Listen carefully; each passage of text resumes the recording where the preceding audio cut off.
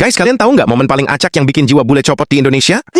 Bukan budaya, bukan bahasa. Tapi pas mereka pertama kali dipanggil bos, bang, cuy, sayang, kau, bedul, jancuk, mbak, ibu, coy, dan masih banyak lagi. Satu detik mereka diperlakukan kayak raja, detik berikutnya kayak adik kesayangan, terus tiba-tiba jadi korban pergaulan warga dengan bonus makian penuh cinta. Seketika otak bule langsung ngeblank. Bro, aku siapa sebenarnya? Pacar gelap kalian? Atau barang hilang yang baru ditemukan? Orang Indonesia memang jago banget bikin bule amnesia.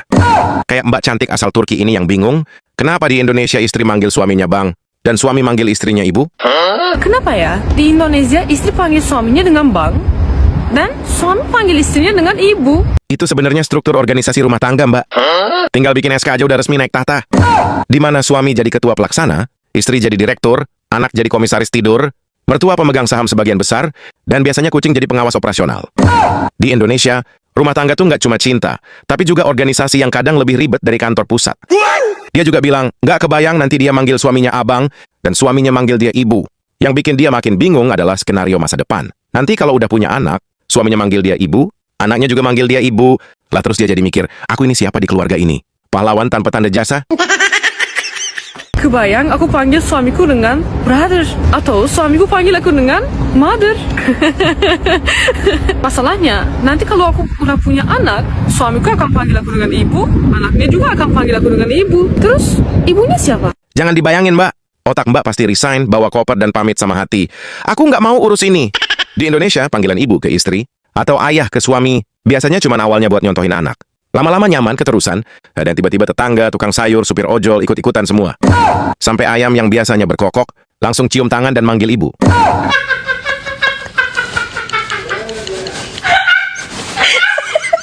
Kalau abang, dulunya hanya panggilan sopan santun sebelum nikah, ternyata kebawa terus sampai rumah tangga. Gara-gara panggilan ini, muncul fenomena horor. Anak tiba-tiba manggil bapaknya bang, mas, yang bikin deg-degan campur kaget antara lucu dan merinding, kayak lagi dikejar hantu sambil ketawa di rumah sendiri. Bukan cuma itu aja guys, bahkan Mbak Rusia ini juga nge-share video tentang panggilan-panggilan unik pas awal nikah dengan suaminya. Bayangin, di tahun pertama, panggilannya bukan cuma sayang, masih ada cintaku, cin, say, cantik, pujaan hatiku, sampai matahariku. Lengkap banget kayak paket promo Valentine. Tinggal nunggu syarat dan ketentuan berlaku, panggilan berubah dari romansa ke perintah kerja.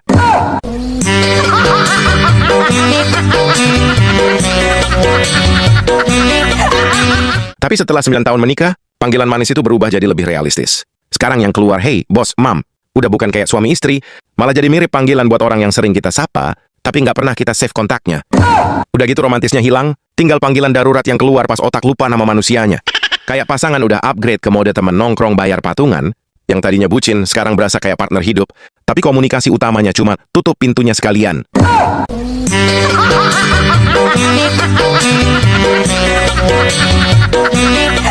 Nah, lanjut. Ada juga bang bule yang curhat ke netizen Indo. Gaya bicaranya sih udah kayak minta perlindungan saksi. Katanya istrinya manggil dia sapi tiap dia gangguin. Padahal si istri sendiri bingung. Loh, kapan aku manggil kamu sapi? Dan setelah dicek ulang, ternyata masalahnya sederhana. Guys, today my Indonesian wife called me sapi. Why you call me sapi? When I call you Sapi, When I annoy you. which one? When I annoy you like this. Oh, diam kau. Diam kau. Kau means you. No, it's cow is sapi. Kau means you, like you, kamu. Huh? Cow is Diam sapi, kau. right? She said it again. Diam kau. What is that? Itu sih bukan istrinya yang kasar guys. Telinga bang bulenya aja yang hobinya belok ke kandang sapi. Makanya wajar kalau akhirnya otaknya ikut-ikutan ngedit subtitle sendiri sambil bilang mo dalam hati. Nah, selanjutnya ada Mbak Bule asal Bosnia yang tinggal di Indonesia. Mbak Bule ini awalnya cerita. Katanya kuliah itu seru karena banyak orang dapat nama panggilan keren yang bakal diingat seumur hidup. Tapi nggak berlaku buat Mbak Bule satu ini. Namanya Lamia, yang di Indonesia dibacanya Lamija. Tapi teman-teman cowoknya nggak cukup kreatif buat bikin nama panggilan keren. Mereka malah kasih panggilan super brutal. Lamijancuk. Kalau kata orang-orang, kuliah tuh seru, bakalan dapat nama panggilan yang sangat keren, kamu bakalan ingat seumur hidup kamu. Iya, kalian tahu nggak nama panggil aku di kampus apa waktu itu? Nama aku Lamia. Begini, tulisnya seperti ini, jadi di Indonesia dibaca Lamija. Mereka cowok-cowok sih, teman-teman cowok, mereka kasih aku nama panggilan Lamijan.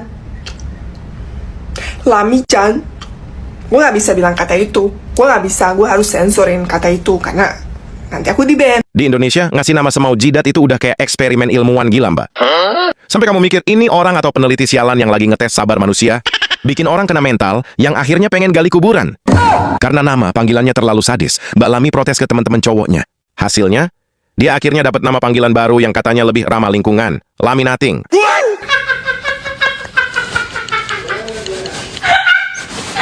Bayangin, dari Lami jancuk yang bikin trauma, sekarang jadi Laminating yang kedengeran kayak mesin fotokopi yang butuh pemanasan panjang sebelum jalan.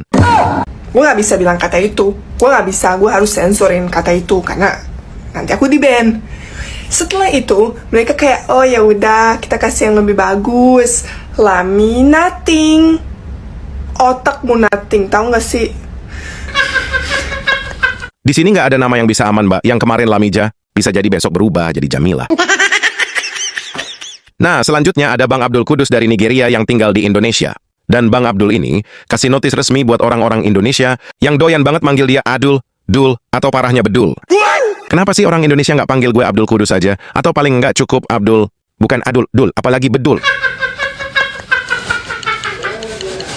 Padahal Abdul itu gampang banget loh, cuma 5 huruf. Nggak perlu ribet-ribet latihan vokal apalagi belajar mantra.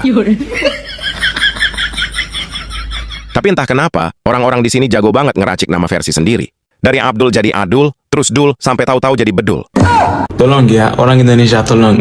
Namaku Abdul Kudus ya. Kalau nggak bisa panggil Abdul Kudus, Abdul aja. Tidak Adul atau Dul atau Bedul. Kalau nggak bisa panggil Abdul Kudus ya. Abdul itu bagus juga. Itu nggak susah kan? Tapi banyak orang Indonesia kalau aku bilang namaku Abdul Kudus, Dul, Adul. Namaku Abdul Kudus. Tolong ya. Makasih banyak. Namaku Abdul Kudus, bukan Dul, Adul, Bedul. Kalau nggak bisa Abdul Kudus, Abdul. Nggak susah. Abdul. Makasih banyak ya, hatur nuhun. Bang, panggilan Dul itu sebenarnya masih aman buat kita. Belum masuk level bencana. Di Indonesia, dipanggil pakai nama lengkap itu rasanya kayak dipanggil ibu kita. Lengkap dengan tim audit dari neraka. Dan malaikat maut yang udah siap nyebutin dosa dari TK.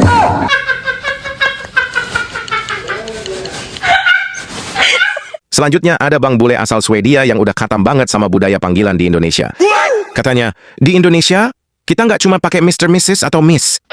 Kita punya koleksi panggilan ajaib yang lebih lengkap daripada koleksi dosa kecil yang kamu kira Tuhan nggak lihat. Saking banyaknya, kalau dikarungin aja bisa buka cabang gudang panggilan se-Indonesia. Here in Indonesia, we don't just say Mr., Mrs., or Miss.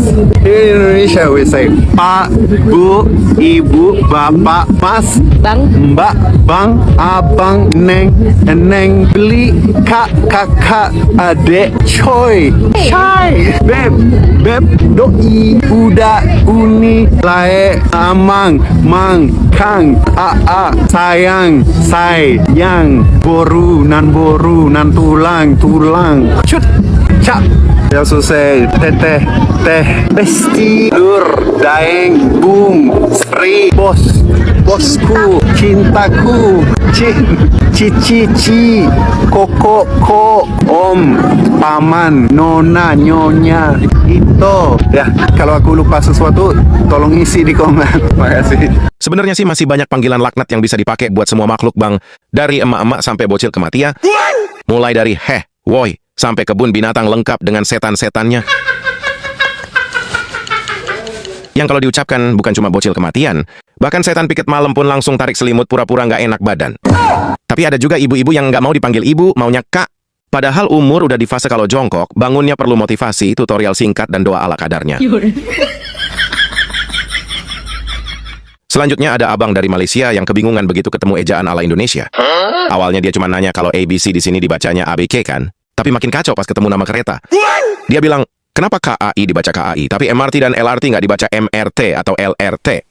Oke, siapa orang Indonesia dalam ini saya nak tanya. Kalian itu punya abjad Indonesia kan? Punya huruf Indonesia kan? Jadi kalian itu nggak nyebut A, B, C, D, E, F, G. Kalian sebut A, B, C, D, gitu kan.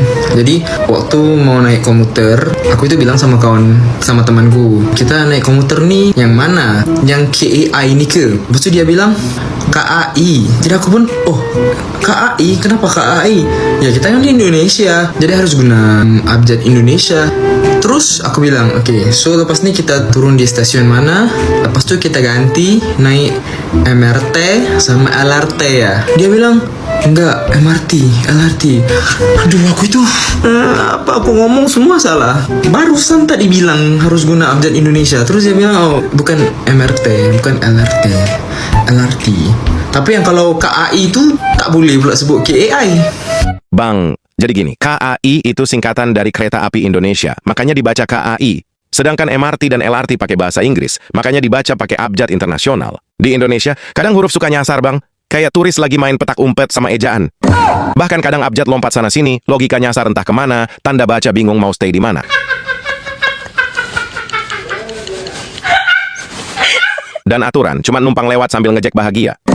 Jadi wajar aja kalau turis stres. Di Indonesia, singkatan itu kayak makhluk gaib. Setengah bahasa Inggris, setengah bahasa Indonesia, sisanya bergantung pada kehendak semesta yang lagi main-main sama otak manusia.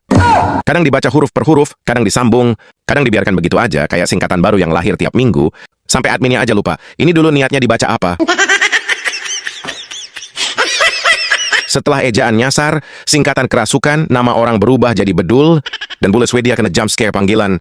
Mimin cuma bisa bilang, di sini logika tuh hobi kabur tanpa pamit, kadang balik sakit, kadang libur panjang tanpa izin. Tapi kita semua lanjut hidup, sambil pura-pura nggak bingung sama semuanya. Guys, kalian tahu nggak momen paling acak yang bikin jiwa bule copot di Indonesia?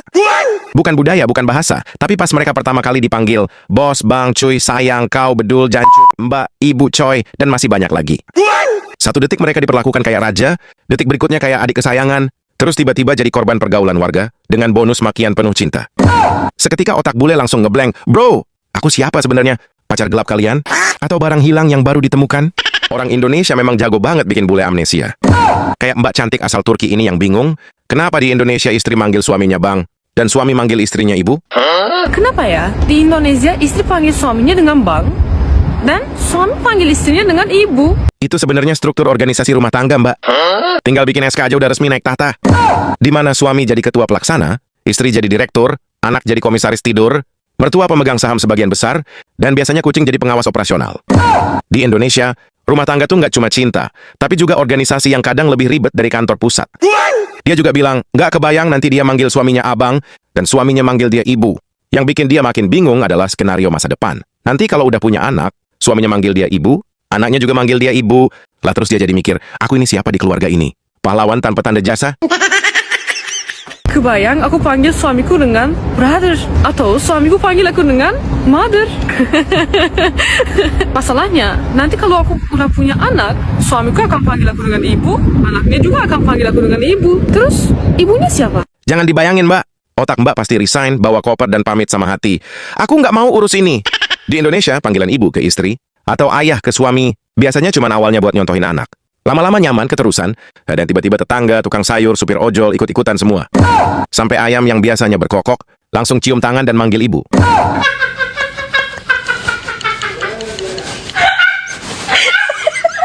Kalau abang, dulunya hanya panggilan sopan santun sebelum nikah, ternyata kebawa terus sampai rumah tangga. Gara-gara panggilan ini, muncul fenomena horor, anak tiba-tiba manggil bapaknya bang, mas, yang bikin deg-degan campur kaget antara lucu dan merinding, kayak lagi dikejar hantu sambil ketawa di rumah sendiri. Bukan cuma itu aja guys, bahkan Mbak Rusia ini juga nge-share video tentang panggilan-panggilan unik pas awal nikah dengan suaminya. Bayangin, di tahun pertama, panggilannya bukan cuma sayang, masih ada cintaku, cin, say, cantik, pujaan hatiku, sampai matahariku. Lengkap banget kayak paket promo Valentine. Tinggal nunggu syarat dan ketentuan berlaku, panggilan berubah dari romansa ke perintah kerja.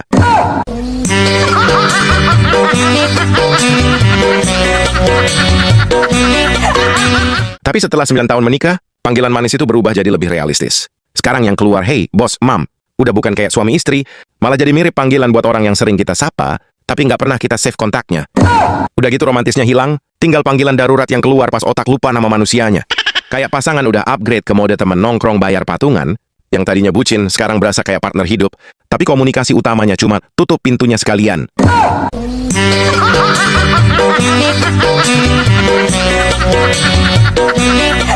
Nah, lanjut. Ada juga Bang Bule yang curhat ke netizen Indo. Gaya bicaranya sih udah kayak minta perlindungan saksi. Katanya istrinya manggil dia sapi tiap dia gangguin.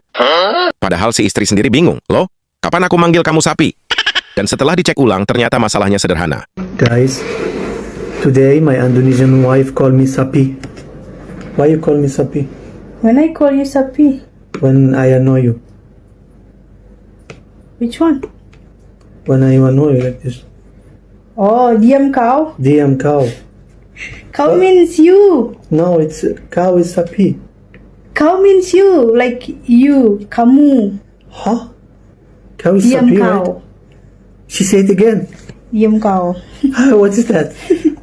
Itu sih bukan istrinya yang kasar, guys. Telinga Bang Bulenya aja yang hobinya belok ke kandang sapi.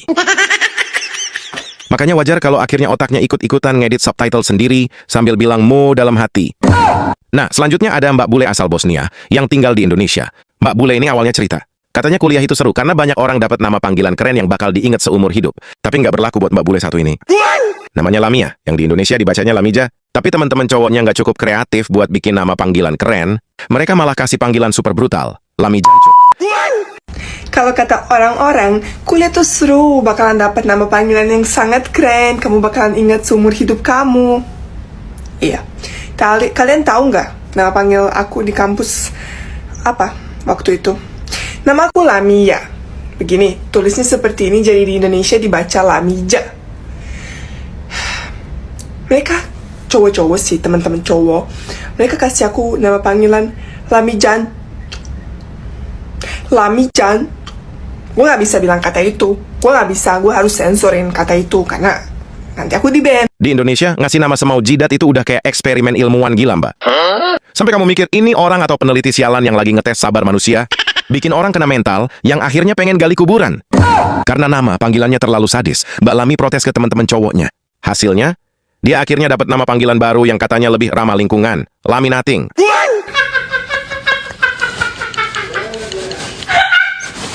Bayangin, dari Lamijancuk yang bikin trauma, sekarang jadi laminating yang kedengeran kayak mesin fotokopi yang butuh pemanasan panjang sebelum jalan.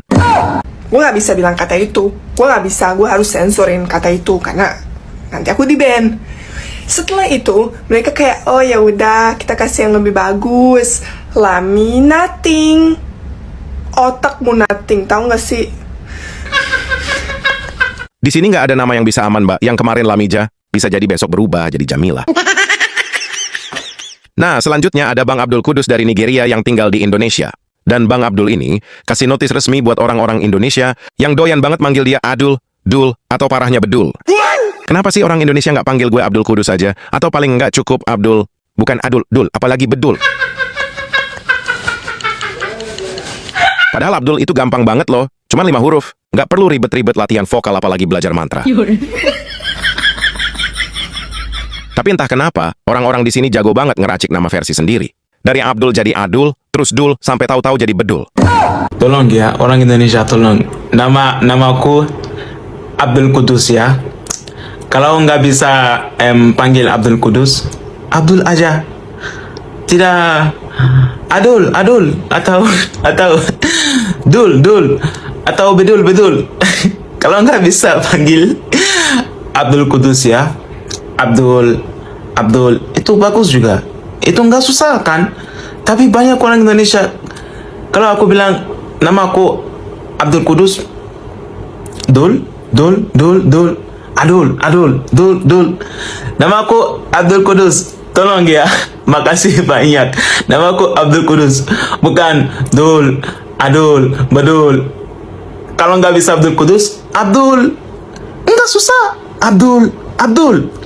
Makasih banyak ya, hatur nuhun. Bang, panggilan Dul itu sebenarnya masih aman buat kita. Belum masuk level bencana. Di Indonesia, dipanggil pakai nama lengkap itu rasanya kayak dipanggil ibu kita. Lengkap dengan tim audit dari neraka. Dan malaikat maut yang udah siap nyebutin dosa dari TK.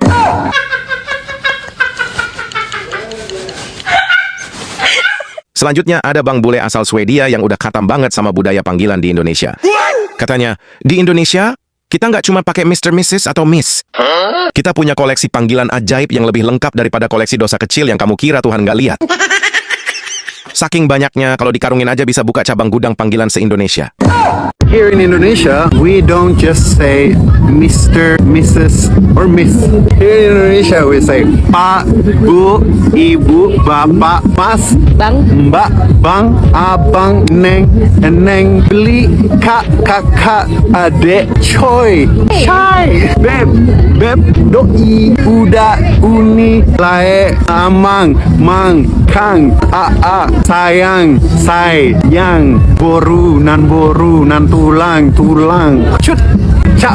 Ya susah, teteh, besti, lur, daeng, bung, spri, bosku, cintaku, cici, koko, om, paman, nona, nyonya, itu. Ya, kalau aku lupa sesuatu, tolong isi di komen. Makasih. Sebenarnya sih masih banyak panggilan laknat yang bisa dipakai buat semua makhluk, Bang. Dari emak-emak sampai bocil kematian. Mulai dari heh, woi, sampai kebun binatang lengkap dengan setan-setannya. Yang kalau diucapkan bukan cuma bocil kematian, bahkan setan piket malam pun langsung tarik selimut pura-pura nggak enak badan. Tapi ada juga ibu-ibu yang nggak mau dipanggil ibu, maunya kak. Padahal umur udah di fase kalau jongkok, bangunnya perlu motivasi, tutorial singkat, dan doa ala kadarnya. Selanjutnya ada abang dari Malaysia yang kebingungan begitu ketemu ejaan ala Indonesia. Awalnya dia cuma nanya kalau ABC di sini dibacanya ABK kan? Tapi makin kacau pas ketemu nama kereta. Dia bilang, kenapa KAI dibaca KAI, tapi MRT dan LRT nggak dibaca MRT atau LRT? Oke, siapa orang Indonesia dalam ini saya nak tanya. Kalian itu punya abjad Indonesia kan? Punya huruf Indonesia kan? Jadi kalian itu nggak nyebut A, B, C, D, E, F, G. Kalian sebut A, B, C, D, E gitu kan?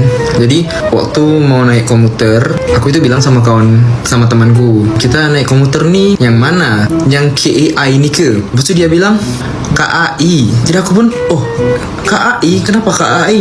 Ya kita kan di Indonesia, jadi harus guna abjad Indonesia. Terus aku bilang, oke, so lepas ni kita turun di stasiun mana? Lepas tu kita ganti naik MRT sama LRT ya. Dia bilang, enggak, MRT, LRT. Aduh, aku itu apa aku ngomong semua salah. Barusan tadi bilang harus guna abjad Indonesia. Terus dia bilang, oh bukan MRT, bukan LRT, LRT. Tapi yang kalau KAI itu tak boleh pula sebut KAI. Bang, jadi gini, KAI itu singkatan dari Kereta Api Indonesia, makanya dibaca KAI. Sedangkan MRT dan LRT pakai bahasa Inggris, makanya dibaca pakai abjad internasional. Di Indonesia, kadang huruf suka nyasar, Bang. Kayak turis lagi main petak umpet sama ejaan. Bahkan kadang abjad lompat sana-sini, logika nyasar entah kemana, tanda baca bingung mau stay di mana.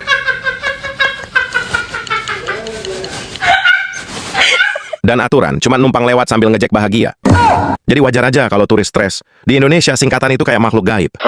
Setengah bahasa Inggris, setengah bahasa Indonesia, sisanya bergantung pada kehendak semesta yang lagi main-main sama otak manusia. Kadang dibaca huruf per huruf, kadang disambung, kadang dibiarkan begitu aja, kayak singkatan baru yang lahir tiap minggu, sampai adminnya aja lupa, ini dulu niatnya dibaca apa. Setelah ejaan nyasar, singkatan kerasukan, nama orang berubah jadi bedul, dan bule Swedia kena jump scare panggilan. Mimin cuma bisa bilang, di sini logika tuh hobi kabur tanpa pamit, kadang balik sakit, kadang libur panjang tanpa izin. Tapi kita semua lanjut hidup, sambil pura-pura nggak bingung sama semuanya.